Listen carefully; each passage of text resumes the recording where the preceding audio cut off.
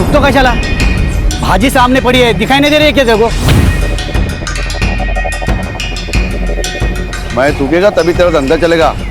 पैसा दे तभी तेरा धंधा करने को मिलेगा। तो रोज आएगा, रोज थूकेगा, फिर देखता भाजी कैसा बेचता है तू।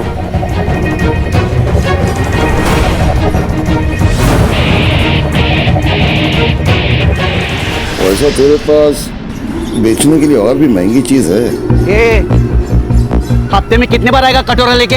ये हफ्ते का परसों ही दिया ना पैसा तेरे को। अब सब कुछ बराबर हो गया, निकल, धंधे का टाइम में खोटी मत कर। तेरा हफ्ता डबल। अभी 2 दिन में पैसा नहीं देना तो तेरा ठेला और तुम दोनों इधर दिखेंगे नहीं। अरे जा रे बाबा, थांबा तुम्ही। पांडे जी, ये लो।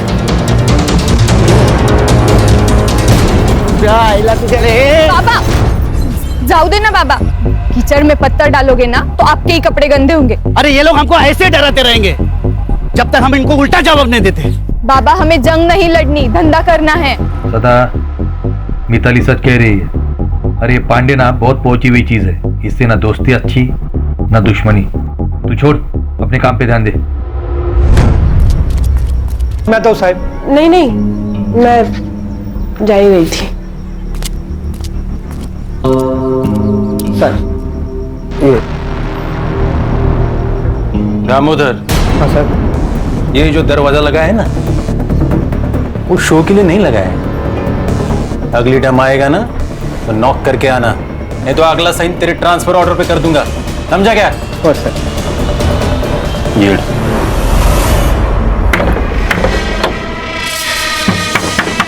बाबा, काका आप? काका वाका छोड़, सब आप किधर है? बाबा घर पर नहीं है। देख, उसको तो अकल नहीं है, पर क्या है ना, तू समझदार है। तू उसको समझा, नहीं तो क्या है ना, तू बिना बाप के जिंदगी गुजारेगी, समझी? काका जबान संभाल कर बात करना। तू मेरे को बताएगी कि मेरे को कैसा बात करना है, कैसा नहीं करना। इतनी हिम्मत तेरी है? ए गंगो, बाबा तू अगर मेरा भाई नहीं होता ना तो हाथ तोड़ के फेंक देता पानी में, समझा? आओ जाओ देना, आपको शपथ है मेरी।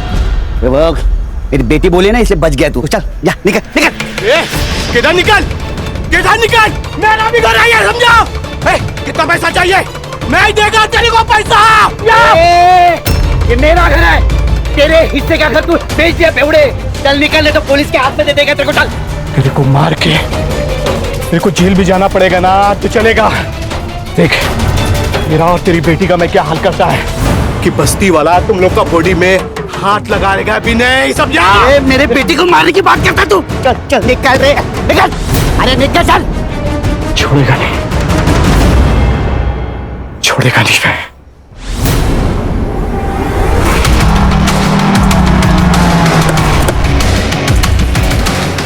चलो चलो चलो, ए बंद कर, ए टिकली चल, ए कपड़ा चल, वो घर ही जाओ, निकल। डॉक्टर बाबू, ये सब क्या चल रहा है?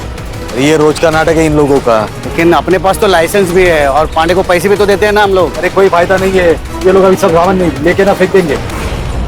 बंद कर, घर ही जाओ, घर ही जाओ। चल चल, बंद कर, बंद कर। ओ मैडम चलो, हो गई शॉपिंग।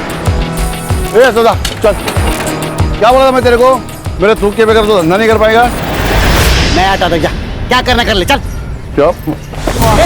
अरे दादा रुको, दादा रुको। पुलिस पे हाथ उठाता है हराम को। देखो ये पुलिस बिना मतलब हमको मारती है। ये पांडे के साथ पुलिस मिली हुई है, इनको पैसा भी दो और पुलिस का मार भी खाओ। इसमें सदा की कोई गलती नहीं है, सब गलती है पांडे की। हाँ ये पांडे। ठीक है ठीक है ठीक है। ए चलो चलो चलो चलो, जाओ जाओ जाओ, बंद करो, चलो जाओ जाओ।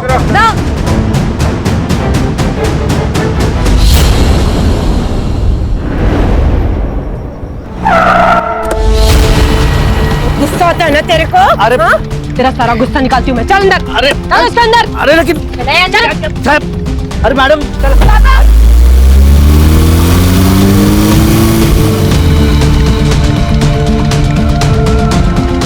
काका वो पुलिस वाले बाबा को लेके गए, मुझे बहुत डर लग रहा है।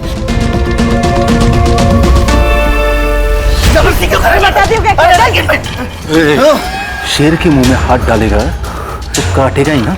सब देख रहे हैं, जो करना है वो अंदर जाके करो।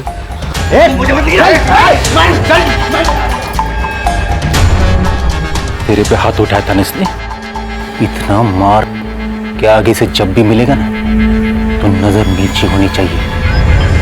अरे साहब लेकिन मैंने किया क्या है? बैठ नीचे। मेरी गलती क्या है ये तो बताओ तुम।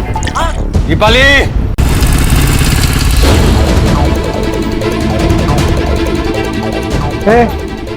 भाजी मार्केट है, बिना परमिशन के अंदर जाने के लिए। मेरे पापा अंदर है, क्यों मार रहे हो मेरे पापा को? पूछताछ चल रही है। पापा पापा देखना, अंदर जाने नहीं दे रही, प्लीज देखना प्लीज। सुनिए, मेरा नाम महेश है, महेश पवार। मैं पीएसआई निकम को जानता हूँ, उनको बुला देंगे प्लीज। ठीक है, बैठो यहाँ पे।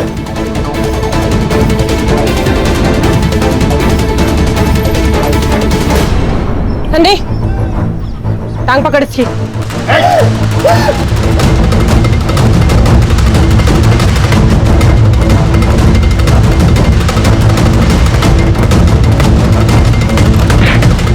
सर, ए दामोदर, अरे वो दरवाजा बंद करना, आवाज से कान फटा जा रहा है मेरा। ये देख महेश, उसने पुलिस पे हाथ उठाया, उसको सजा और सबक तो मिलेगा ही ना। गरीब लोग हैं सर, माफ कर दीजिए उनको। मैं कुछ नहीं कर सकता। साहब मुझे एक बार मेरे पापा से मिलने दो, एक बार मिलने दो प्लीज सर। सर प्लीज, बस इतना कर दीजिए प्लीज। ठीक है, शुरू किया पे दामोदर,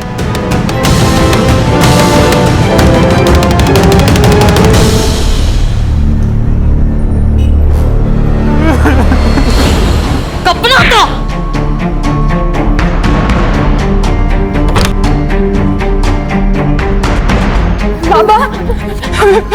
पापा ये क्या हो गया आपको?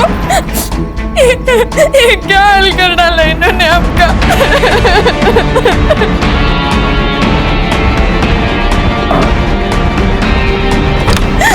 हम छोड़ेंगे नहीं इनको, हम लड़ेंगे, हम जरूर लड़ेंगे। लड़ेगी तू? लड़ेगी? ये तो बिना पिए ही गर्म हो रही है। पता नहीं मेरी शेरनी अब क्या करेगी उसके साथ। जाओ ना साहब, बहुत हो गया, मर जाएंगे वो, खाली पॉकेट में फंस जाएंगे हम। आगे से लफड़ा नहीं करेंगे, मैं बात करता है इनसे। ठीक है, अपने वैन में डाल के दोनों हरामियों को घर छोड़ दो। हो साहब।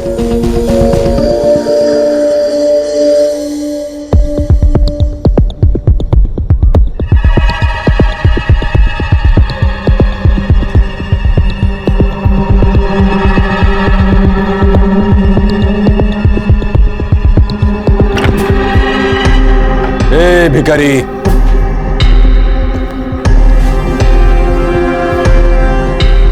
अरे जंगल में रह के शेर से पंगा लेगा तो ऐसी हालत होगी।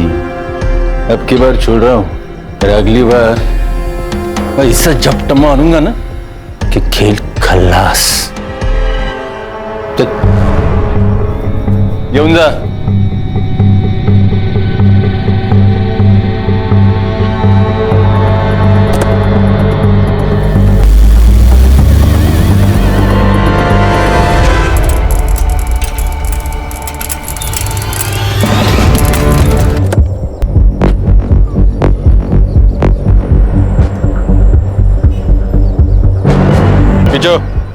साहब, ये तो हमारे सदा बहू और मिताली है साहब। अरे किसी गाड़ी ने उड़ा दिया होगा। गाड़ी कैसे उड़ा है? अगर गाड़ी ने उड़ा है तो ये एक्सीडेंट नहीं है भाइयों, ये इनको मारा गया साहब, इनको मारा गया, ये एक्सीडेंट नहीं है साहब। चलो आप पीछे हो साहब, चलो चलो। नहीं ये एक्सीडेंट नहीं है। नहीं साहब, ये एक्सीडेंट नहीं है साहब। एम्बुलेंस बोलो।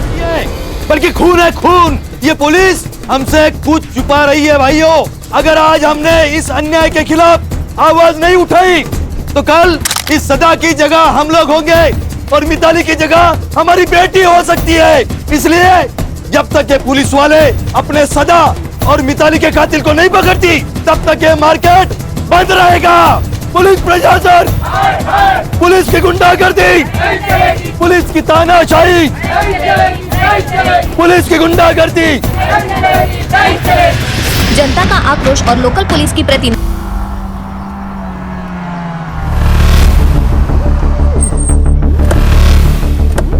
अरे या साहेब या welcome to Tandli Mumbai police team SIT। Nikam अब भगत क्या बसला है, जाओ साहब का चाय नाश्ते का देखो, सरकार ने इनको हमारी मदद करने के लिए भेजा है, पता है ना। दोनों बॉडीज किधर है? बॉडीज सुनाई कम देता है, दोनों बॉडीज किधर है? अभी बॉडीज का क्या करेंगे साहब, पोस्टमार्टम तो हो चुका है ना। चलो सर या सर शायद फैक्स ठीक से मिला नहीं इनको, पोस्टमार्टम करने के लिए मना किया था ना साहब। ये हमारा पुलिस स्टेशन है। देशमुख। अब बॉडीज कहाँ हैं?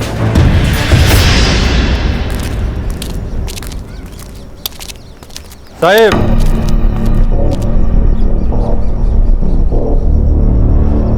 हिट एंड रन का केस है, आप लोगों के आने से सच्चाई बदलेगी नहीं।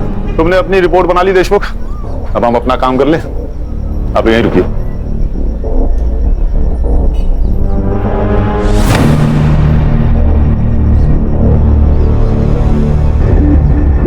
सर मर्डर ही है, पूरे बॉडी पर कट्स हैं, बहुत सारे जख्म हैं और सर लड़की का सर भी फोड़ा गया है।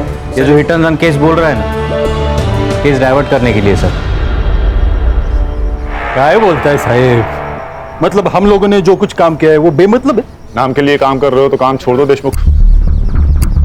एक्सीडेंट केस है, अंधे दिख रहे हैं हम। नहीं आप लोग अंधे नहीं है, हम लोग अंधे। अभी आप लोग आए हो ना तो आंखें खुली करके ये सारा इन्वेस्टिगेशन कर रहे हो, हमने किधर रोका है? रोका है? ए देशमुख, किससे बात कर रहा है ना वो पहले समझ ले, वो उल्टा जवाब नहीं ना दे रहे क्योंकि तू वर्दी में है, इसलिए पहले सोच और बाद में बोल। कोऑपरेट कर। दामोदर। Yes sir. ये दोनों बड़े साहब को और दोनों बॉडीज की फाइलें दे दो। हो गया कॉपरेशन? देशमुख, सारे files, reports, PM report, forensic report, सब कुछ चाहिए। देता हूं।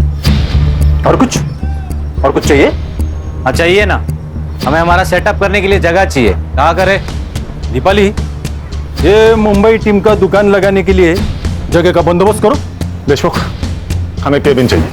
ये आपका मुंबई पुलिस स्टेशन नहीं है, ये एरिया हमारा एरिया है और यहाँ का पुलिस स्टेशन मेरे कंट्रोल में, इसलिए इधर वही होगा जो मैं चाहूंगा, समझे? चला। सर आप कुछ कह क्यों नहीं रहे? हर जंग उसी वक्त नहीं जीती जाती खान, हमें अपना दिमाग ठंडा रखना होगा। Sir according to the PM report Mitali के साथ सेक्सुअल असॉल्ट भी हुआ है, उसके थाई और पैर पे सिगरेट के बर्न मार्क्स है and cause of death lung failure. Sir दोनों के मौत का टाइमिंग लगभग सेम है सर, 5 तारीख रात 1 से 2 के बीच। और सदा को कंफर्म जलाने की कोशिश की है सर, उसके मुंह पे बर्न मार्क्स है। जरा धीरे से, कोई भी खिड़की के पास मत देखो, हमारे ऊपर नजर रखी जा रही है। खान और संग्राम, ये बाप बेटी जहाँ ठेला लगाते थे वहां पर पूछताछ करिए आप लोग। ओके। अच्छा, और गणेश बाबू, उनके घर के आसपास पूछताछ करिए। ओके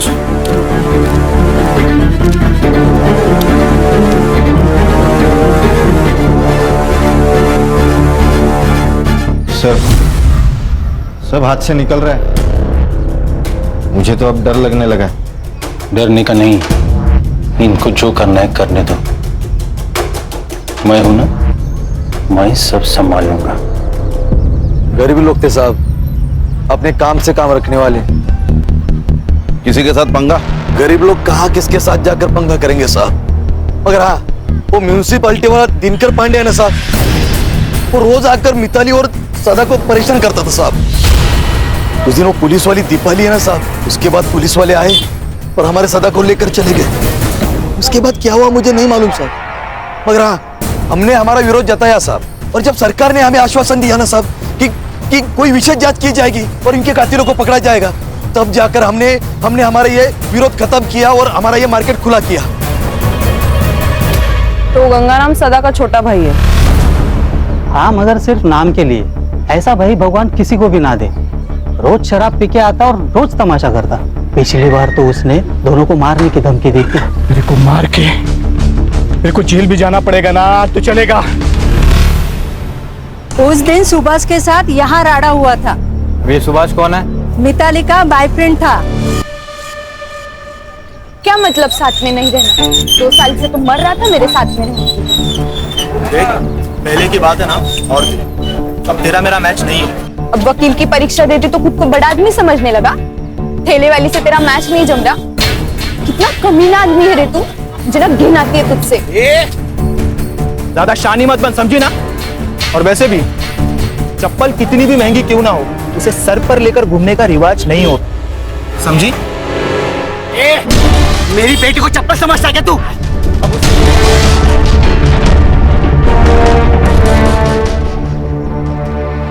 तो अब तक हमारे पास सस्पेक्ट हैं सुभाष, गंगू और म्यूनिसिपैलिटी वाला दिनकर पांडे। तेरे पीआई देशमुख का कुछ समझ में नहीं आ रहा है। सदा को उठा के उसने पुलिस स्टेशन में लाया,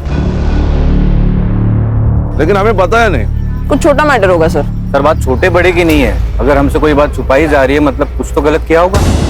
सर, मैं ये पीआई देशमुख से बात करता हूँ। नहीं खान, ये हमारा केस है, इसे हम अपने तरीके से सॉल्व करेंगे। हर्षा और गणेश भाऊ गंगू से बात करेंगे। तो खान, ये पांडे को उठाओ और ये जो लवर बॉय है सुभाष ना, उसे तुम देखो। तो देशमुख से तो मैं डील करता हूँ। गेला बघ निकम, गेला देशमुख हर छोटी इंफॉर्मेशन मेरे लिए मायने रखती है। उस दिन तुम सदा को यहाँ पुलिस स्टेशन लाए थे, हमें क्यों नहीं बताया? सदा? निकम, कौन है सदा? एसआईटी चीफ हूँ देशमुख, गणितबाजी मत करना मेरे साथ। दामोदर, इस केस का हर डिटेल साहब को देने का पता नहीं क्या? वो सर, उस दिन दिल्ली से मिनिस्टर साहब आ रहे थे तो हमने उस सब्जी वाले को उठाया था। बदतमीजी की थी ना उसने। बदतमीजी की थी? अभी कोई हमारे साथ बदतमीजी करेगा तो क्या ऐसे ही छोड़ देने का उसको? और उसको नहीं, बहुत से ठेले वालों को उठाया था। शाम हो गई, छोड़ दे। एंट्री की रजिस्टर में? नहीं। अरे मंदिर से बाहर चोरी होती ना चप्पल, उतनी भी केस की औकात नहीं। मिनिस्टर साहब चले गए, सबको छोड़ दिया। अब बाहर जाके उनके साथ क्या होता है हमको क्या पता। हाँ, मैंने धमकाया था सदा भाव को, पर ये मेरे घर का मामला है, तेरे को क्या करने का है? ये उड़े बता, सदा और मिताली को क्यों मारा? मैडम, मैं काहे को मारे?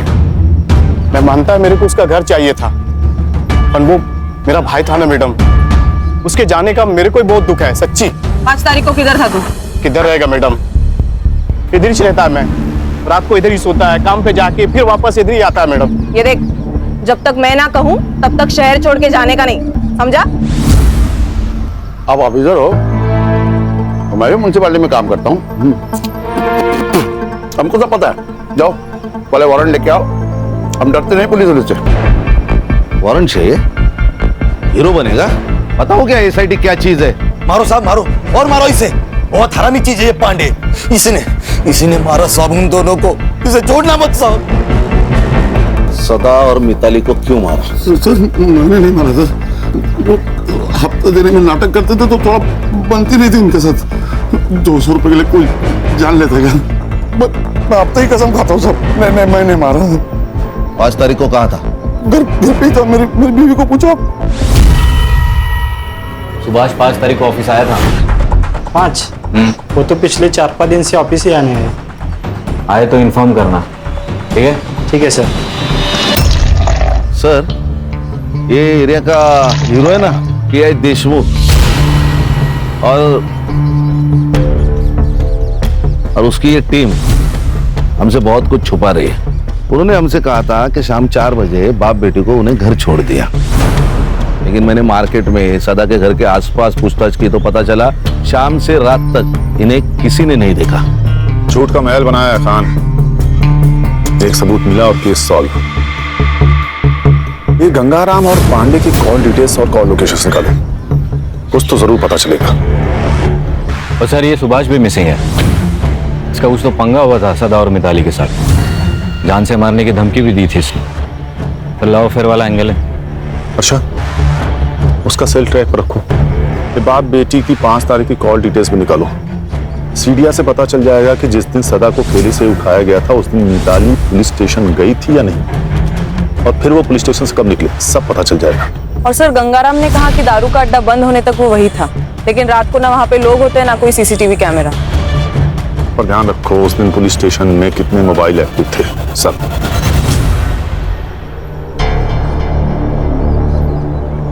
ये स्कूल के वक्त होमवर्क की डेडलाइन होती थी ना, वैसा वाला फील आ रहा है मुझे। इसलिए एक एक सेकंड बहुत जरूरी है, प्रोडक्टिव रहना भी बहुत जरूरी है। अच्छा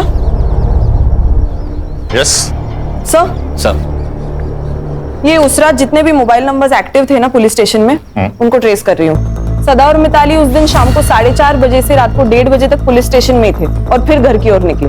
और सर बाकी के जो 2 नंबर्स है वो भी 5 तारीख को शाम को 4:30 बजे से 1:30 बजे तक पुलिस स्टेशन में थे। वो 2 नंबर्स है सुभाष पाटिल और उसके दोस्त महेश पवार के। ये कहानी तो खत्म होने का नाम ही नहीं ले रही खान।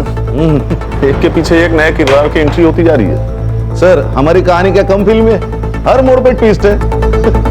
देखिए ना, ये सुभाष का फोन 1:30 बजे पुलिस स्टेशन में था, फिर बाहर गया, वापस आया ही नहीं। अरे महेश का फोन 2 बजे तक वही था, बाहर गया, फिर वापस पुलिस स्टेशन आया। ऐसा 2 बार हुआ। बाद में महेश का फोन स्विच ऑफ। सुभाष को रडार पे रखो।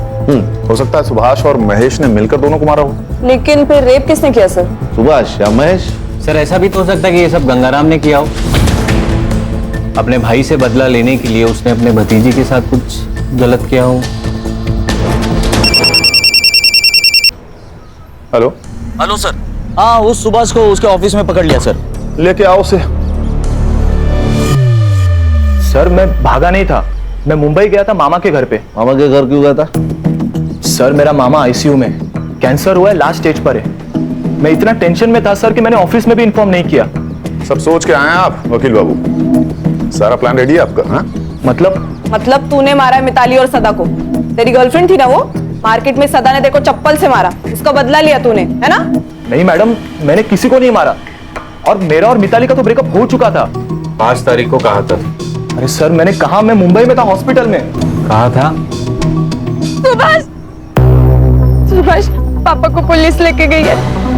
देख मिताली, मुझे तुझसे कोई बात नहीं करनी, और खबरदार अगर यहाँ पर कोई भी तमाशा किया तो। सुभाष प्लीज प्लीज मेरी मदद कर, मुझे तेरे अलावा कोई नहीं है, और वैसे भी वो तेरे बाबा जैसे ही है ना। जिसने पूरे मार्केट में मुझे चप्पल से मारा वो मेरे बाबा जैसे। सुभाष प्लीज मेरी मदद कर।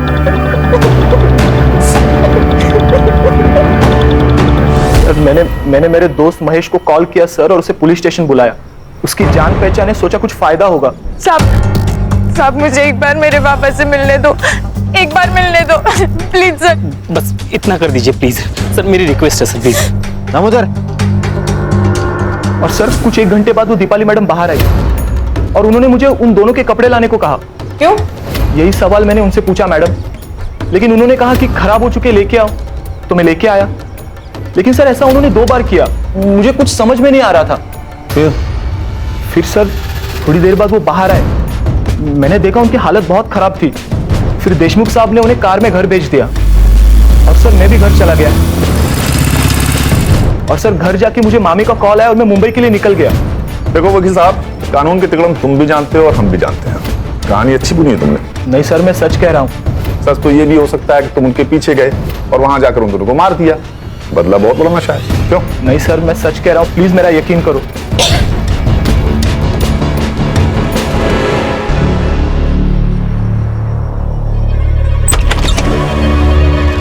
अरे दीपाली जी, आइए अंदर आके बैठिए। ऐसे छुपकर कौन सुनता है, पता है ना?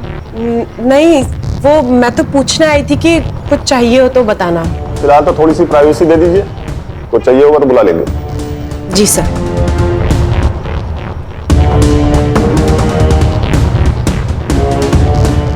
सुभाष तुम जा सकते हो, लेकिन शहर छोड़ के जाना नहीं। लॉक किया है तुमने ना, प्रोसीजर तो पता ही होगा। Yes sir. चलो हर्षा, एक काम करो सर, पुलिस स्टेशन का सीसीटीवी फुटेज निकालो, वहां से हमें पता चलेगा कि ये लड़का सच कह रहा था या नहीं। क्या डरपोके रे तुम लोगों को पुलिस में नहीं स्कूल में होना चाहिए था। लेकिन सर वो सुभाष तक पहुंच गए। तो क्या क्या किया हम लोगों ने? 4 डंडे मारे, थोड़ा सा खून बहाए। अब इसके लिए वो लोग क्या करेंगे? इंक्वायरी करेंगे या इन्वेस्टिगेट कर देंगे, दूसरा क्या होगा? साहब वो एपीआई हर्षा पुलिस स्टेशन का सीसीटीवी फुटेज मांग रही है। क्या है? क्यों चाहिए सीसीटीवी फुटेज? क्या साबित करना चाहती है? हमने मारा है? जा, मारा है हमने, क्या कर लेगी? रिस्पेक्ट से बात कर, एसआईटी से हम। तो क्या नाचू? हाँ, क्या नहीं देते फुटेज? तेरे को जो उखाड़ना है ना उखाड़ ले जा। एसआईटी, उठ। यहीं पे गोली मार दूंगा। आप लोग मेरे पुलिस स्टेशन में भूलने का नहीं है? आप लोगों से ज्यादा स्टॉक हमारे पास है। दामोदर,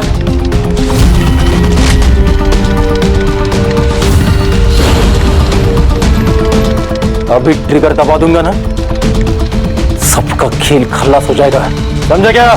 देशमुख, क्या चल रहा है ये सब? क्या नीचे?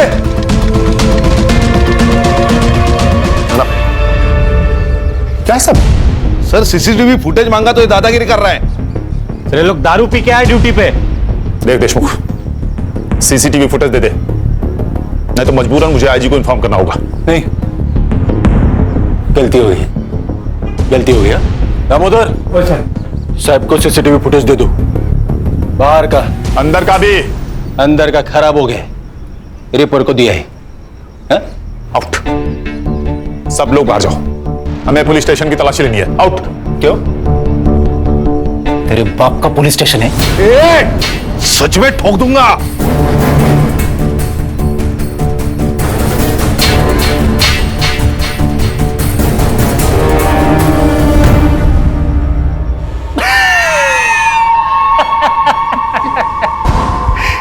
क्या बरला?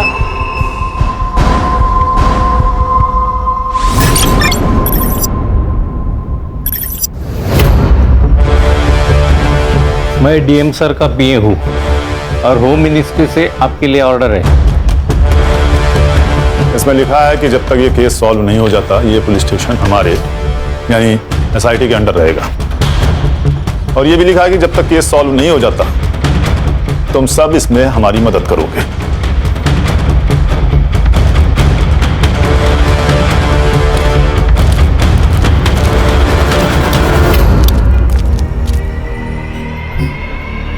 मैंने कहा था ना खान, हर जंग उसी वक्त नहीं जीती जाती। ये देखिए सर, 4:40 पर सदा को यहाँ लाया गया। उसके 20 मिनट बाद सुभाष और मिताली पुलिस स्टेशन पहुंचे और फिर कुछ ही देर में महेश भी अपनी बाइक पर आया और फिर 11 बजे महेश और सुभाष उन दोनों के कपड़े लेने बाहर गए और फिर वापस आए। ये 2 बार हुआ सर। सर फिर ये 1:30 बजे सदा और मिताली को पुलिस वैन से घर तक छोड़ा गया। उसके बाद सुभाष भी वहां से निकल गया, लेकिन ये महेश अंदर बैठा था करीबन आधा घंटा अंदर कर क्या रहा था? और पोस्टमार्टम के हिसाब से सदा और मिताली की मौत रात 1:30 से 2:30 के बीच हुई। अगर दामोदर उस दिन उन दोनों को घर छोड़ने गया होगा तो बचे हुए 45 मिनट में ही सब कुछ हुआ होगा। Absolutely right sir. Forensic team बुलाकर सारे रूम को अच्छे से चेक करो तुरंत। Yes sir.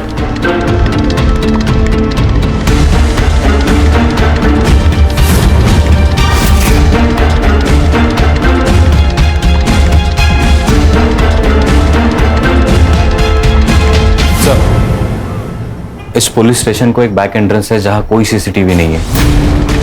लेकिन सदा और मिताली को तो सामने वाले गेट से लाया गया था, तो इस एंट्रेंस का कोई मतलब नहीं बनता। हर इंफॉर्मेशन बहुत जरूरी होती है और sir I am damn sure इसका कहीं ना कहीं कनेक्शन जरूर है। उस दिन इस पुलिस स्टेशन में कितनी दरिंदगी हुई थी ये तो हमें फॉरेंसिक रिपोर्ट से पता लगना चाहिए, लेकिन एग्जैक्टली क्या हुआ था ये जानने के लिए हमें सुभाष और महेश में से किसी एक को क्रैक करना ही पड़ेगा।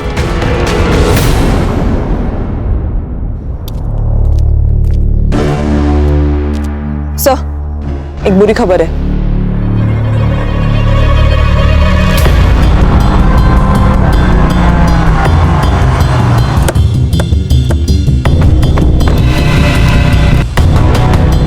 बॉडी पे टायर की गाड़ी से कुचला होगा। पीएम रिपोर्ट में आएगा death due to struggling and lung puncture, कुछ same.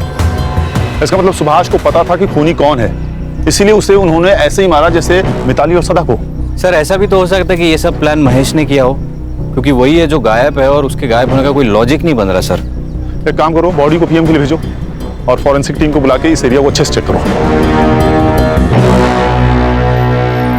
Okay, thank you sir. Nagpur police ने महेश और उसके फैमिली से पूछताछ की। पहले तो उन्होंने हर बात से इनकार कर दिया, लेकिन जब उन पर दबाव डाला गया तब उन्होंने बताया कि महेश अपने चाचा के पुराने घर तांडली में ही रुका है और डर के मारे उसने फोन भी स्विच ऑफ कर रखा है। सर कोई गोली नहीं चलाएगा, मुझे महेश जिंदा चाहिए।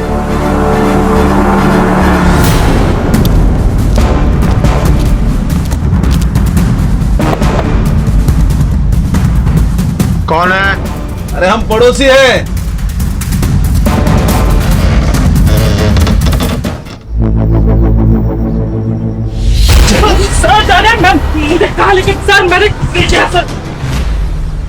देखो भैया महेश बाबू, नाश्ता तो छोड़ो, हमने शाम की चाय भी नहीं पी है, इसलिए बता दो सच सच। सर मैं कब से वही बता रहा हूँ सर, मैंने नहीं मारा किसी को। ये फिटी भाग क्यों रहा था रे? छुपा क्यों था?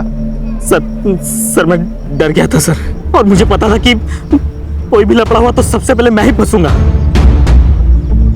और सर मुझे कनाडा में जॉब मिला है, वीजा मिलने से पहले कोई भी केस लगा तो मुझे वीजा नहीं मिलेगा, इसलिए मैं चुप के बैठा था सर। क्या लगा, क्या लफड़ा होगा, क्या पता था तुझे? सदा और मिताली को दामोदर मोहन लेके निकले, उसके बाद सुभाष भी उनके पीछे निकला। मैंने सोचा मैं निकम से एक बार बात करके आता हूँ, इसलिए मैं पुलिस स्टेशन गया था। समझा उस बाप बेटी को? हाँ, अरे ऐसा पुलिस वालों से पंगा नहीं लेते, और खास करके देशमुख साहब के जैसे पुलिस वाले से तो बिल्कुल भी नहीं। आप टेंशन मत लीजिए, मैं बात करता हूँ उनसे।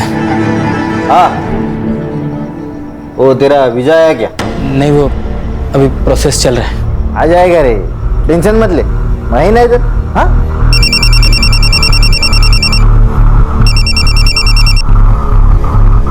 हाँ दामोदर, हो जाए क्या बाप बेटी को? क्या साहब?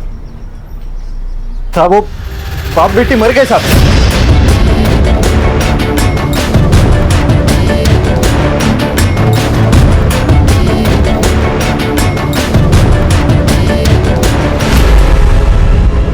महेश तू निकल, थोड़ा अर्जेंट काम है अपने को, बाद में मिलता हूं तेरे को।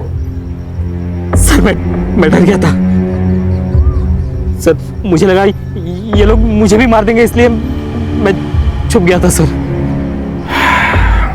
बिठा इसको भाई। सर मैंने कुछ नहीं किया सर। सर सुनिए, हमें पुलिस टीम में से किसी को तोड़ना होगा जिससे सच का पता चले। क्या लगता है खान, कौन हो सकता है? तो दामोदर।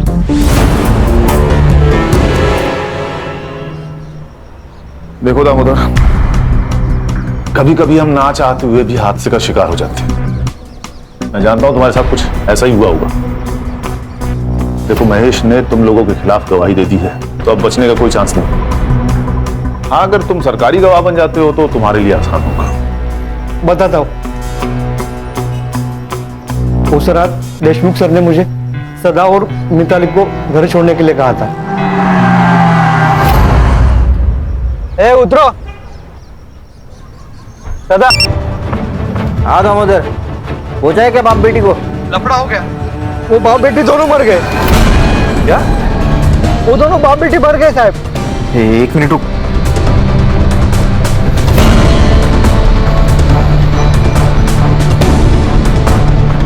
दामोदर, तुम दोनों को लेके गांव के बाहर पहुंच।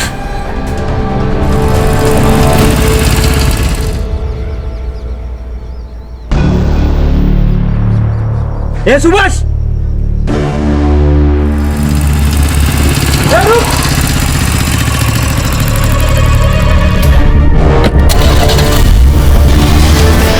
मैंने कुछ नहीं किया साहब, बस एक गलती हो गई। मैं चुप बैठा रहा, एक सच को छुपाने के लिए 100 झूठ बोलने पड़े। ये सुभाष को किसने मारा?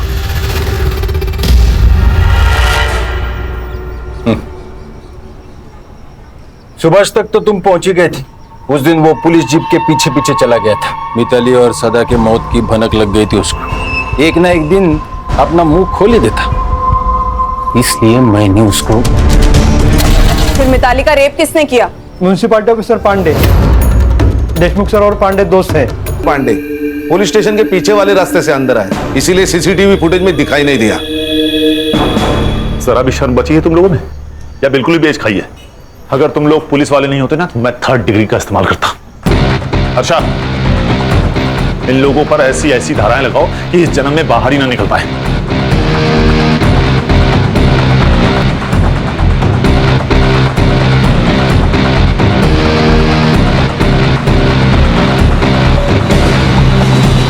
सच ही कहा है किसी ने, a great power comes with great responsibility. और हमारे यहाँ तो पावर आते ही मनमानी शुरू। ऐसे चंद पुलिस वालों की वजह से पूरी पुलिस फोर्स बदनाम हो रही है सर।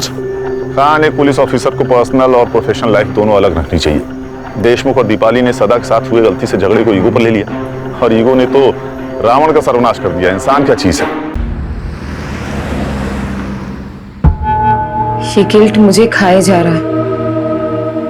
क्यों किया मैंने ऐसा? क्या हो गया था मुझे? ये भी तो एक क्राइम है ना। सब कुछ इतनी जल्दी में हो गया कि मुझे कुछ समझ में ही नहीं आया। और अब ये समझ नहीं पा रही हूं कि ये गिल्ट खत्म कैसे होगा। गिल्ट होना अच्छी बात है और अच्छा है कि तुम्हें गलती का एहसास है। बट टू बी फ्रैंक, मैं तुम्हारी मदद तभी कर पाऊंगा जब तुम मुझे खुल के बता पाओगे कि तुम्हारी गलती क्या है। मुझे लेट हो रहा है, मैं चलती हूँ।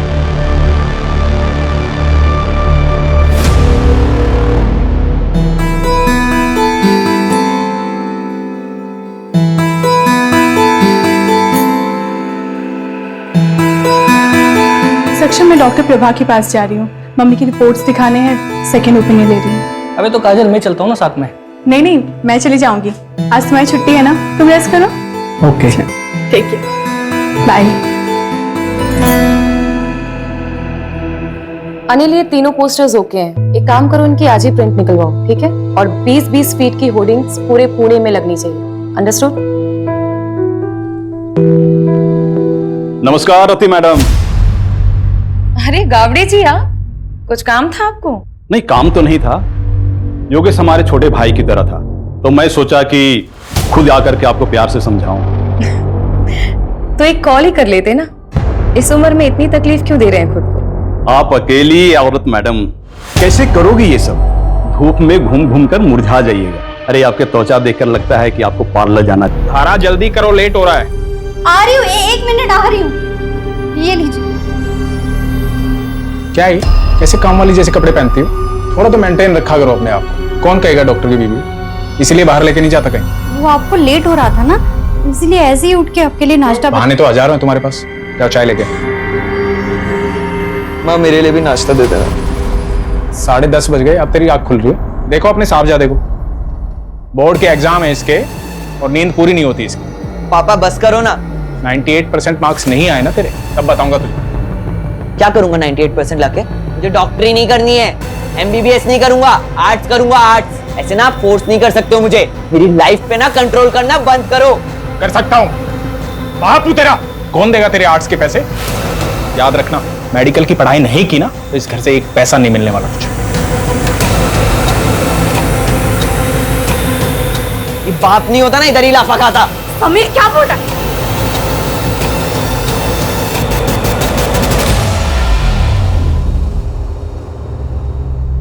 माता जी, ये दवाई मैंने लिखी है और ये हमारे कैंप की तरफ से फ्री है। जुग जुग जियो बेटा, तुम बहुत ही अच्छा काम कर रहे हो। भगवान तुम्हारी सारी मनोकामना पूरी करे।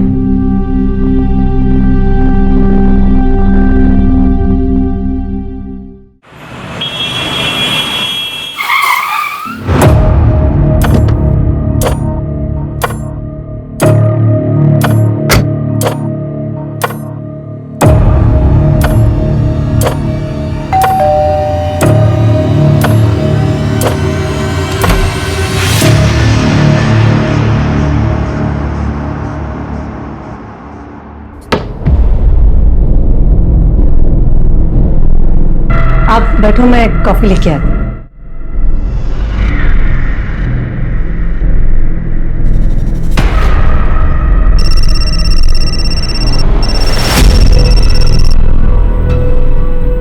रवि, वो मैंने आपसे जो 2 लाख रुपए मांगे थे ना बैंक से निकालने के लिए, वो प्लीज लेके आना। सारा फालतू चीजों के लिए पैसे नहीं है मेरे पास, पहले भी कई बार बोल चुका हूँ मैं। रवि, आप अच्छे से जानते हो मैं पैसे वेस्ट नहीं करूंगी, मुझे जरूरत है इसीलिए मांग रही हूँ। बाद में बात करता हूँ। अभी किसी पेशेंट के आया हूँ, तबीयत ज्यादा खराब है उसकी, आने में लेट हो जाऊंगा।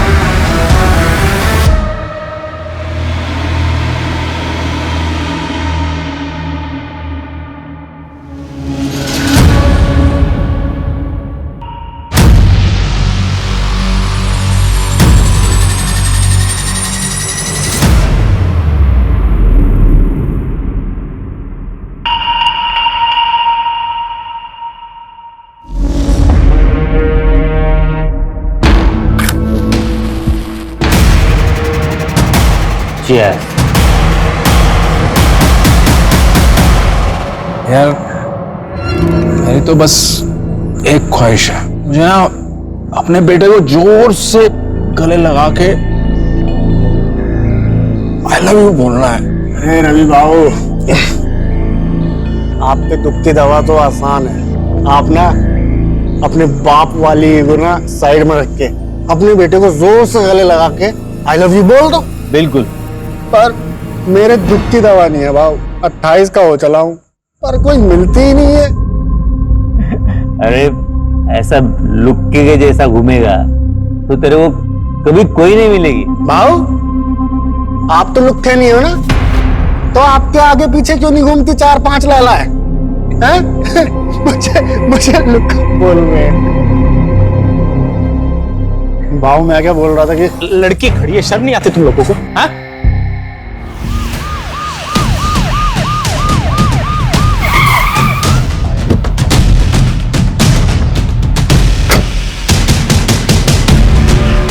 सर, बड़ा ही अजीब क्राइम सीन है, देखिए।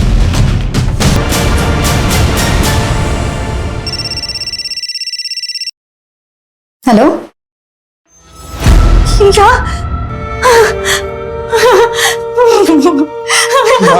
क्या हुआ? समय पापा।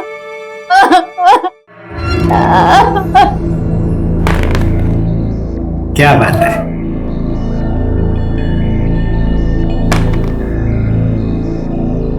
पापा, आपका 1 आया था, आपने 3 क्यों चलाया? मैंने चीटिंग नहीं किया। आप चीटिंग कर रहे हो। चलो, आई देखो ना पापा, चीटिंग कर रहे हैं। क्या टिया, तू भी किसको बता रही है? ये तो खुद चीटर है।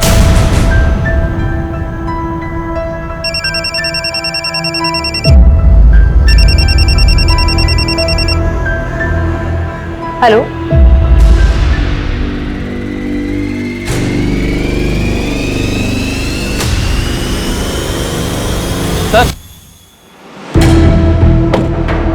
सर, ये रवि की सीढ़ी है। किसका नंबर है?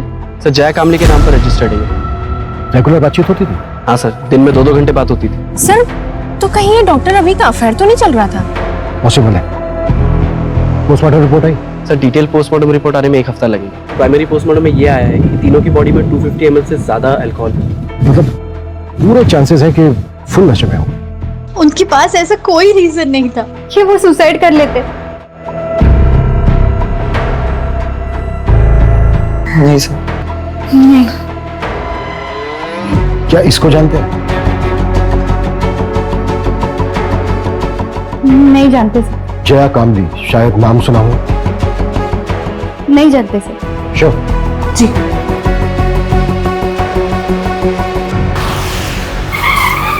प्रदीप ने लास्ट कॉल जिस नंबर आपका है मिसेज लता तांबे, कैसे जानती थी आप प्रदीप? सर, मैं अच्छी तरह जानता हूं उसे। हमारी बेटी को पढ़ाने आता था। पढ़ा था क्या था? 1 नंबर का ठरकी था। अच्छा हुआ मर गया। बिल्कुल सही। टिया, आज के लिए इतना काफी है, बाकी कल कर लेंगे। ठीक है सर। मुझे कुछ काम से बाहर जाना। ठीक सर। मेरे बेटी को हाथ कैसे लगाया तूने? मेरे बेटी को हाथ लगाया कैसे तूने? विनय, मैं तो सिर्फ पढ़ा रहा था। मैंने मेरी आंखों से देखा तू क्या कर रहा था। निकल मेरे घर से, निकल जा मेरे घर से। विनय, मेरे बेटी के आसपास भी दिखाई दिया ना तो जान से मार दूंगा तुझे मैं। बेटिया के साथ यहाँ गंदी गंदी हरकतें कर रहा है, मोबाइल पे बैठे बैठे खेलती रहती है वो। क्या बकवास कर रहे हो तुम? अच्छा मैं बकवास कर रहा हूँ और तुम जो कर रहे हो बहुत अच्छा कर रही हो तुम।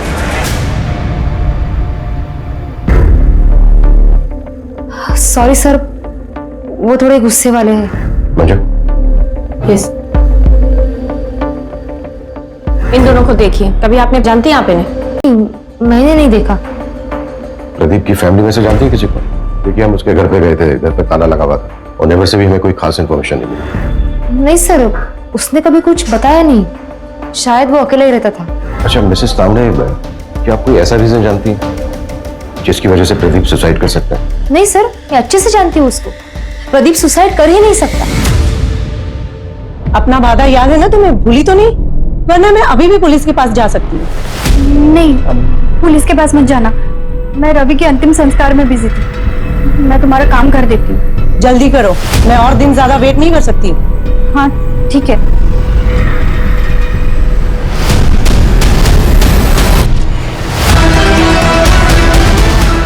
क्या इसको जानते हैं? नहीं sir. Doctor, I am really worried for Rati. उसके पीए को भी कॉल किया था पर उसे भी नहीं पता वो कहाँ है। कुछ दिन की छुट्टी बोल करके गई थी। हाँ, आज रति का सेशन था पर वो आई नहीं। टू बी ऑनेस्ट, मैं खुद भी उसके लिए थोड़ा वरीड हूँ, स्पेशली लास्ट सेशन के बाद। मुझे पता था कि यही होगा। आप कितना भी भाग लो लेकिन आपके कर्म आपको ढूंढ ही लेते हैं, इसलिए मेरे साथ ये सब हो रहा है। काजल भी मुझे छोड़कर चली गई, कुछ बचा ही नहीं मेरी जिंदगी में, कुछ भी नहीं। मैंने उसे बहुत समझाया था लेकिन वो मेरी बात समझने के लिए तैयार ही नहीं थी। अगर आपसे वो कांटेक्ट करती है ना तो आप प्लीज मुझे कॉल करके बता दीजिएगा। ओके।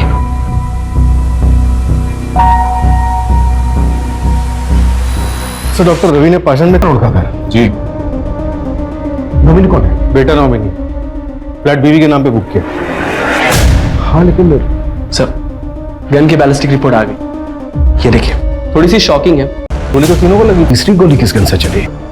आपकी बैलिस्टिक रिपोर्ट बन रही है, 2 दिन में गन का पता चल जाएगा। इसका मतलब साफ है कि वहां पर कोई चौथा भी था। मुझे शुरू से ही लग रहा है कि वहां पर एक औरत भी थी जिसकी चूड़ी मिली थी हमें, और वो औरत वो चीज हो सकती। इंस्पेक्टर बिल्लू सिंह रिपोर्टिंग साहब। चले। ए शामराव, लेकर जाओ इसको। हर हफ्ते का नाटक है। लॉकअप में डालो और शाम तक उसे छोड़ना। कल एक minute Manju. Shamrao. Yes sir. इसको बाहर लेकर चलो। सुरेश, बैंगलोर सील करो। Okay sir.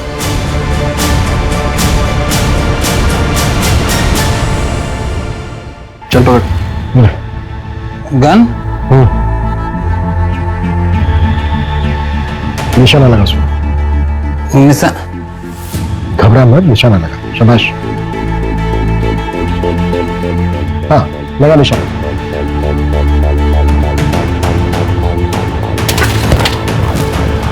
इसको तुरंत हॉस्पिटल लेके जाओ और इसका अल्कोहल कंटेंट चेक करो।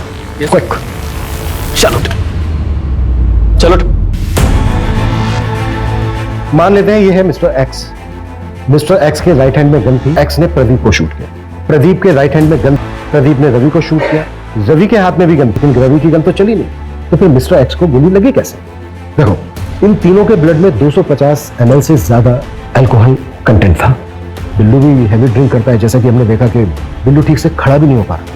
निशाना लगाना तो दूर की बात। सर, तो फिर ये मिस्टर एक्स और प्रदीप का निशाना इतना सटीक कैसे लगा? दोनों में से किसी का भी निशाना नहीं चुका। इसका मतलब ये पूरा क्राइम सीन सेटअप था। एग्जैक्टली, हमें गुमराह करने के लिए। ये कोई मास सुसाइड नहीं बल्कि मास मर्डर था। इसका मतलब साफ है कि यहाँ पे इन तीनों के अलावा भी कोई चौथा था, और ये चौथा है हमारा असली।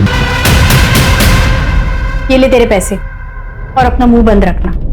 और हाँ, याद है मुझे मेरी डील। शहर छोड़ के चली जाऊंगी मैं। तेरे लिए यही अच्छा होगा। और गलती से भी समीर की कंप्लेंट पुलिस में नहीं करूंगी। बोला ना, नहीं करूंगी।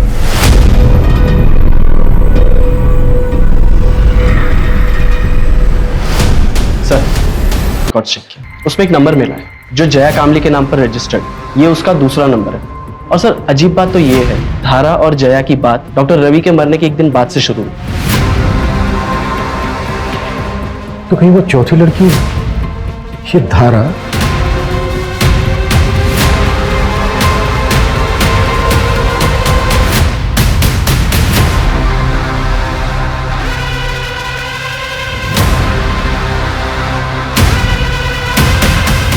जी, मैं जानती थी जया को। उसका रवि के पास इलाज चल रहा था। उसने रवि की मौत के बाद सांत्वना देने के लिए फोन किया था। जी।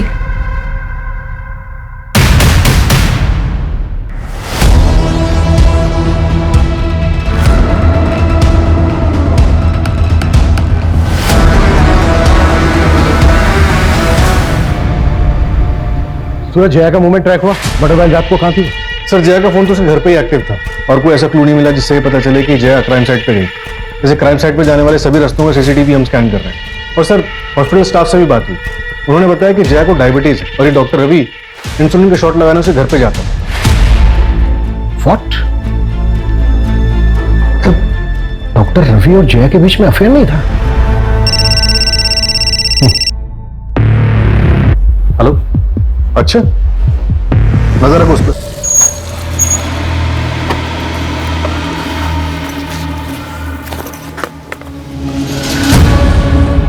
आप लोग करने क्या वाले हो?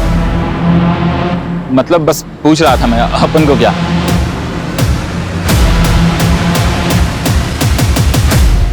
आलू? हाँ साहब, 3 लोग थे, 4 गन लेके गए और उनके पूरे सीट पे आलू भरे थे। ये जो तीसरा आदमी था, इसका क्या नाम बताया तुमने? अक्षय नाम है उसका, यही कोरेगांव पार्क में ही रहता है। मेरा एक दोस्त है जो उसका पड़ोसी है, तो उसी ने डील कराई थी। इस अक्षय का घर परिवार तो नहीं पता साहब, लेकिन वो एड्रेस दे सकता हूँ।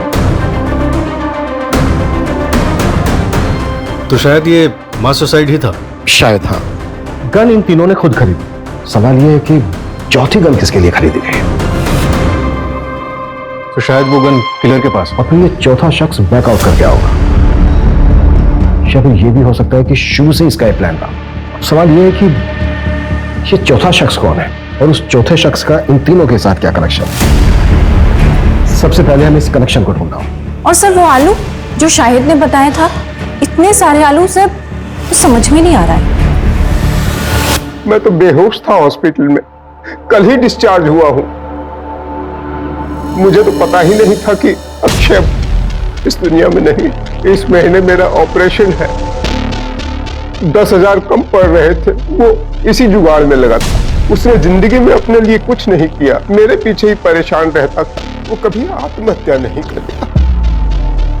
देखिए चंदन जी, ये तो हम नहीं कह सकते, पर क्या आपकी जानकारी में कोई ऐसा है? ऐसा क्यों करेगा? सीधा साधा था मेरा बेटा, न नशा, न लड़की, न कोई और ऐश, सिर्फ मेहनत करना जानता था।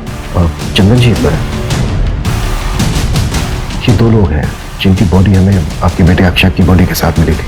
आप जानते हैं इन्हें? नहीं, मैंने इनको नहीं कभी देखा। ठीक है चंदन जी, अभी आप अपने घर जा सकते हैं। मंजू, गायकवाड़ को बोलो कि इनके घर तक छोड़ दें।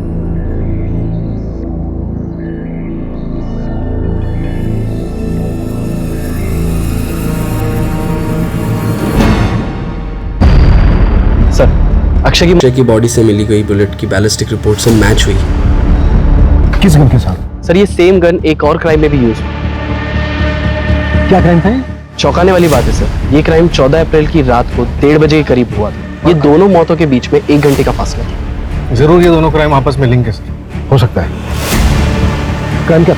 सर एक औरत ने सुसाइड कमिट किया, उसी के घर में उसी की लाश 4 दिन बाद मिली। रति यादव नाम था, कॉपरेटर योगेश यादव की बीवी। कॉपरेटर योगेश यादव? हाँ सर, और उसकी बीवी रति यादव, ये भी इलेक्शन लड़ने वाली। वो चौथी औरत रति थी। रति के केस में ना और कंफ्यूज कर दिया है। 3 आदमी, 1 औरत। आखिर ये करना क्या चाह रहे थे? रति के हस्बैंड ने सुसाइड किया और बाकी के 3 विक्टिम। कहीं ये सब कुछ रति के पास से तो नहीं जुड़ा हुआ है? फिलहाल हमारे लिए यही जानना जरूरी है कि इन चारों का आपस में लिंक क्या था। क्या ये चारों एक दूसरे को जानते थे? सर अफेयर का भी एंगल हो सकता है। पॉसिबल है, पर सवाल वही है कि किसके साथ? हो सकता है एक के साथ, हो सकता है तीनों के साथ, और यही झगड़ा जलन इन मर्डर्स की वजह बनी।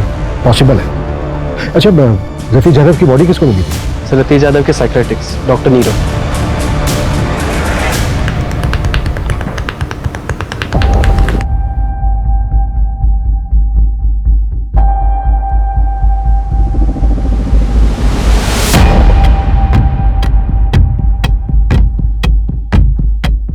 हेलो सर, रियली सॉरी, आप लोग काफी टाइम से वेट कर रहे हैं क्या? नहीं, इट्स ओके। एक्चुअली हमें आपसे रति जाधव के बारे में बात करनी थी। आप रति के डॉक्टर थे ना? जी। दरअसल हमें ये जानना था कि क्या रति किसी बात को लेकर परेशान थी?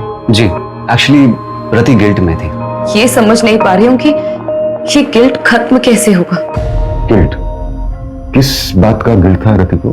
कुछ साल पहले उसके हस्बैंड योगेश की डेथ हो गई थी और रति उसके लिए खुद को जिम्मेदार मान। सर ये सब सच है। सर हमारे रिलेशन को कोई नहीं समझता। फैमिली और सोसाइटी के प्रेशर में हम दोनों ने शादी तो कर ली, लेकिन हम अपने अपने हस्बैंड के साथ खुश नहीं थे। हमने भागने का प्लान बनाया था। सर वो अब्रॉड जाने के लिए तैयार तो हो गई थी, लेकिन उसको वो गिल्ट खाया जा रहा था। अब्रॉड जाने के लिए? और वो इलेक्शंस? सर वो ये सब कभी नहीं करना चाहती थी। वो तो योगेश के शुरू किए हुए प्रोजेक्ट्स को कंप्लीट करना चाहती थी। उसके बाद ईयर एंड में हमारा कनाडा जाने का प्लान था। अब कनाडा सेटल होने का प्लान था। वहाँ की एक यूनिवर्सिटी में मैंने पीएचडी का फॉर्म भी फिलअप कर दिया था। सब कुछ ठीक चल रहा था, सब कुछ। लेकिन उस दिन हमारे बीच झगड़ा हो गया सर। ठीक है।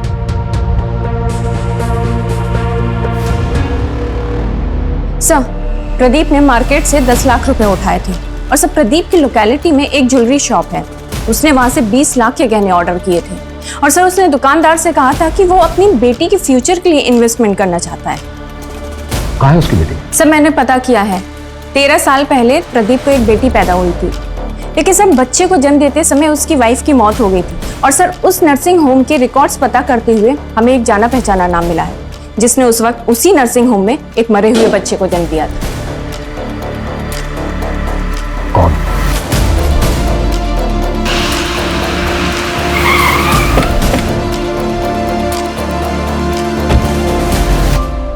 क्या मेरी बेटी टिया मेरी बेटी नहीं है, उस प्रदीप की बेटी है? ये बात तुम्हें पता नहीं थी? नहीं सर, इन्हें नहीं पता। वो मेरी प्रीमेच्योर डिलीवरी हुई थी, उस वक्त ये शहर से बाहर थे, इन्हें कुछ भी नहीं पता। सब कुछ अचानक हुआ सर, और मैंने भी इनसे बात छुपा ली, वरना प्रदीप की तरह ये भी मरे हुए बच्चे की बात सुन के टूट जाते। विनय, हाँ? 14 अप्रैल की रात को 8 से 12 के बीच में कहाँ थे तुम? विनय सर यही घर पे ही थे, मेरे और टिया के साथ।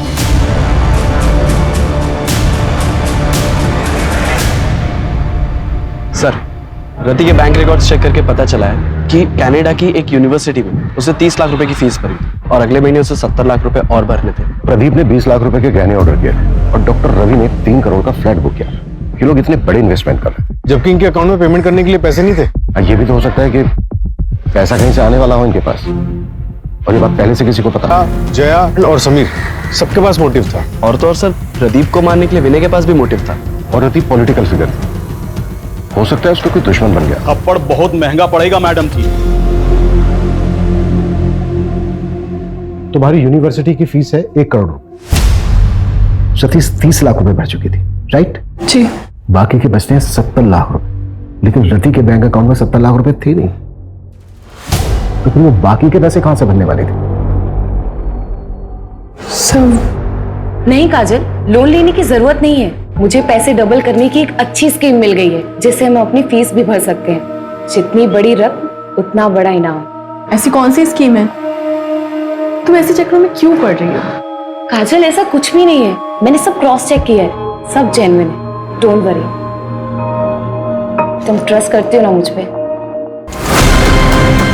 ऐसे दुगने करने वाली स्कीम? एक मिनट, तुम इसके बारे में और क्या क्या जानती हो? रति ने मुझे बस इतना ही बताया था। बेटा मैंने मम्मी को मैसेज कर दिया है, अब मम्मी से ले लो पैसे। ओके ओके बेटा। सर मैंने पता किया, मर्डर से 1 हफ्ते पहले रवि ने 1 करोड़ रुपए का लोन लिया था मार्केट से, और उसी तरह प्रदीप ने 50 लाख, रति ने 50 लाख और अक्षय ने अपने दोस्त से 5,000 रुपए उधार लिए थे। और ये पैसा हमें किसी के भी घर से या फिर किसी की भी डेड बॉडी के पास से नहीं मिला। तो इसका मतलब सर वो, इसका मतलब साफ है, हम चौथे आदमी को ढूंढ रहे थे, लेकिन बाजी किसी 5वें आदमी ने मारी, और इस खेल का मास्टरमाइंड वो 5वां ही आदमी है।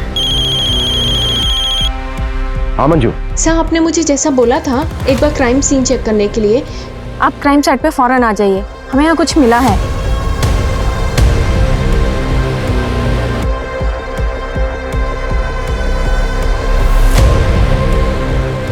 सूरज,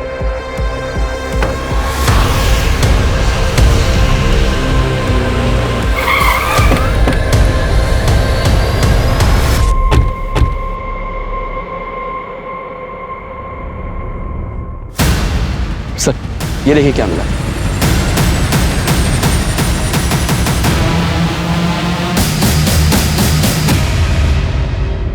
ये चल क्या रहा है यार? जमीन के अंदर मटकों में आलू। गन सेलर शाहिद ने वो तीनों को गन बेचते वक्त उनकी कार में बहुत सारे आलू देखे थे। Right sir. 4 डेड बॉडीज, इतने सारे सस्पेक्ट्स, पैसा दुगना करने की स्कीम। मुझे पैसे डबल करने की एक अच्छी स्कीम मिल गई है। मास सुसाइड करने का नाटक, और ये जमीन के अंदर इतने सारे मटकों में दबे हुए आलू।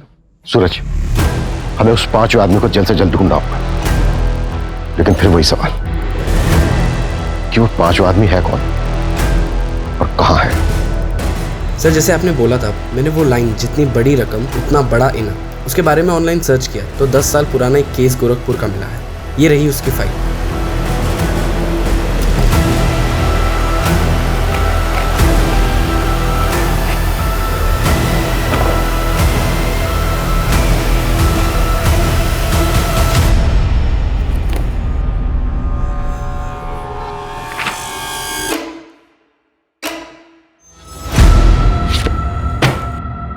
दस साल पहले देव श्रीवास्तव ने पोंजी स्कीम बनाई थी और सबको लूट-लाट कर भाग गया था। ये केस सीरियस तब हुआ जब 2 भाइयों ने सुसाइड कर लिया था। पुलिस ने खूब पूछताछ की थी देव श्रीवास्तव से, लेकिन उसके खिलाफ कोई सबूत नहीं था। फिर भी मैं गोरखपुर पुलिस से कांटेक्ट करता हूँ, पता करता हूँ कि देव श्रीवास्तव आजकल है कहाँ, है भी या नहीं। क्विक। सर देव श्रीवास्तव 4 साल पहले मर चुका। एक और डेड है। नहीं सर, देव का एक बेटा है जो 2 साल पहले यहीं पुणे में शिफ्ट हुआ था। इसका हमारे किसी सस्पेक्ट के साथ कोई कनेक्शन है? हाँ सर, ये देखिए।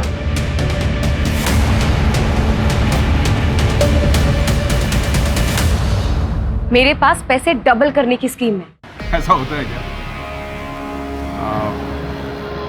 आदमी भरोसे गए? हाँ, मैं उसे अच्छे से जानती हूँ, लेकिन एक आदमी और चाहिए विधि के लिए। वो तो मैं ले आऊंगा। अरे पर पैसे लेके भाग गया तो? अरे नहीं यार, रति ने मुझे बोला है पहले वो डेमो देगा। क्या डेमो के लिए पैसे देने होंगे? अरे नहीं नहीं, डेमो के लिए पैसे नहीं, कुछ और लगेगा।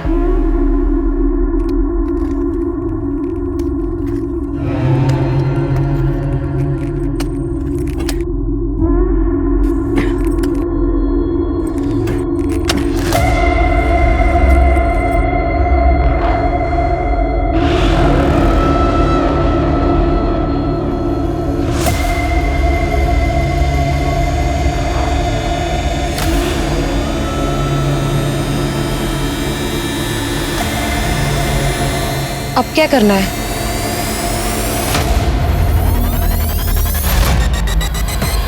तुम चारों का कार्य समाप्त हुआ और मेरा कार्य आरंभ। इसके लिए तो तुम्हारे पास एक ही रास्ता है, तुम तुम्हारी पार्टनर काजल के साथ अब्रॉड चली जाओ। लेकिन डॉक्टर, मेरे पास इतने पैसे नहीं हैं। इसके लिए मेरे पास एक रास्ता है, सीक्रेट है, मैं पैसे डबल कर सकता हूँ। क्या?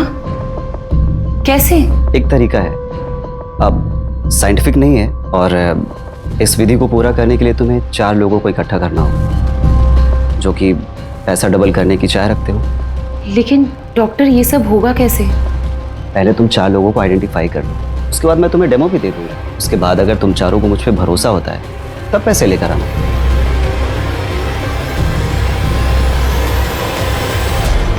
मुझे वरदान है कि मैं जरूरतमंद लोगों के पैसों को दोगुना कर सकता हूँ। रम राम रम राम।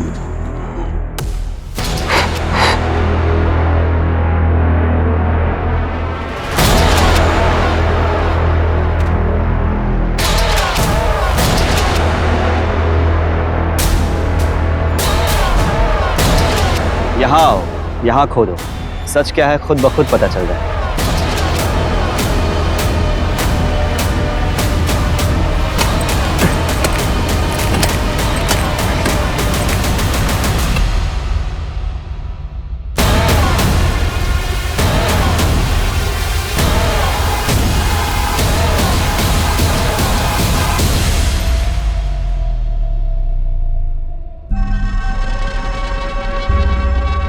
बाबा आपने तो चमत्कार कर दिया, हम पैसे भी लाए, उन्हें भी आज दोगुना कर दो। पैसों को दोगुना करने के लिए इससे भी मुश्किल विधि करनी पड़ी। मैंने रति को बताया था, इसके लिए शस्त्र की भी पूजा होती है।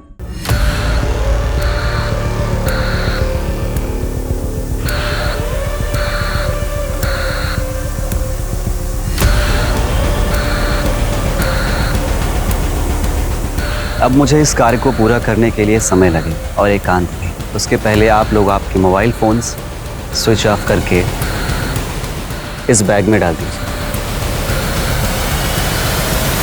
अब आप लोग शुभ घड़ी की प्रतीक्षा कीजिए।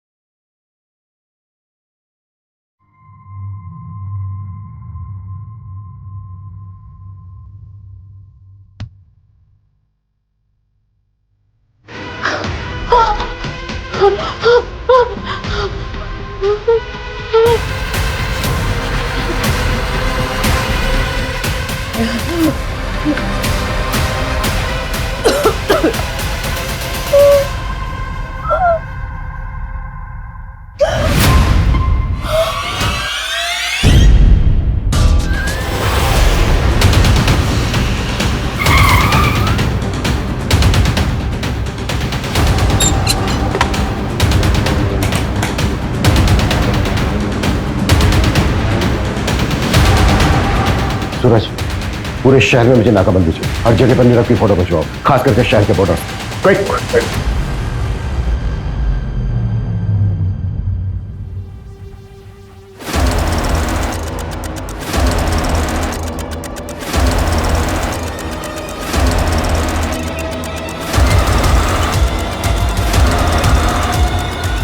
आप लिसन, तुम रूम में जाके शैंपेन निकालो। ओके। मैं बस 2 मिनट में आया। मैं बस 2 मिनट में आया। 2 मिनट नहीं बेटा, तेरे को बहुत लंबा समय लगने वाला है। अब लेके चला इसको। अरे सर मेरी बात। सर मार लेना, जी भर के मार लेना, ठीक है। पहले ये तो बताओ कि मुझे ढूंढा कैसे? मैरीगोल्ड, यही पोस्ट कार्ड था ना तेरे केविन की वॉल पर। पहले हमें लगा कि ये कोई होटल है। पिछले 6 महीने में कम से कम 60-70 होटल गए होंगे, पर तू कहीं नहीं मिला। फिर मैं पता चला, ओ नहीं, ये कोई होटल वोटल नहीं है, बल्कि ये तो मुंबई का एक्सक्लूसिव मेंस सीक्रेट क्लब है। एक पोस्ट कार्ड से क्लब तक पहुंच गए। तुझे क्या लगा तू ही जीनियस है? तेरे जैसे फ्रॉस्टर्स अपनी झूठी शान में पैसा उड़ाने के लिए क्राइम करते हैं। फ्रॉड नहीं, जीनियस हूं मैं। अपने इशारे पे लोगों को नचाता हूं, और वो चारों तो अपने लालच की वजह से मारेगा। मेरा उसमें कोई रोल नहीं है। वो चारों लालची, और तू निर्मोही जिसे कोई मोह नहीं। अरे तूने तो उस अक्षय तक को नहीं छोड़ा। वो बेचारा 5000 रुपए डबल करना चाहता था, पता है क्यों? ताकि वो अपने बीमार बाप का ऑपरेशन करा सके। आत्मी लक्ष्मी को कौन जाने देना चाहता है? मैंने तो बस एक शतरंज की खेल की तरह जाल बिछाया, जो फंसा हो गया। बेटा अब हम तुझे भी नहीं जाने देंगे। अब अपनी पूरी जिंदगी जेल में खेलना था। बराबर। ये बता तू आलवों को डबल कैसे करता था? वो तो मैं पहले से गाड़ के रखता था, पर लालचियों को मेरी ये मामूली सी ट्रिक भी समझ में नहीं आई। नीरव को कोर्ट ने आईपीसी की धारा 302 एंटी सुपरस्टिशन और ब्लैक मैजिक के तहत दोषी पाया और 14 साल की सजा सुनाई। लालच एक ऐसी बला है जिसमें आदमी सब कुछ भूल जाता है, अपनी सुध बुध कमा बैठा। तीनों पढ़े लिखे लोग अच्छी सोसाइटी से थे, चाहते तो मेहनत करके खूब पैसा कमा सकते थे, पर नहीं, सब कुछ भूल भाल कर जल्दी जल्दी पैसा कमाने के चक्कर में अंधविश्वास में फंस गए। फिर मुलाकात होती है एक और केस के साथ। जय हिंद।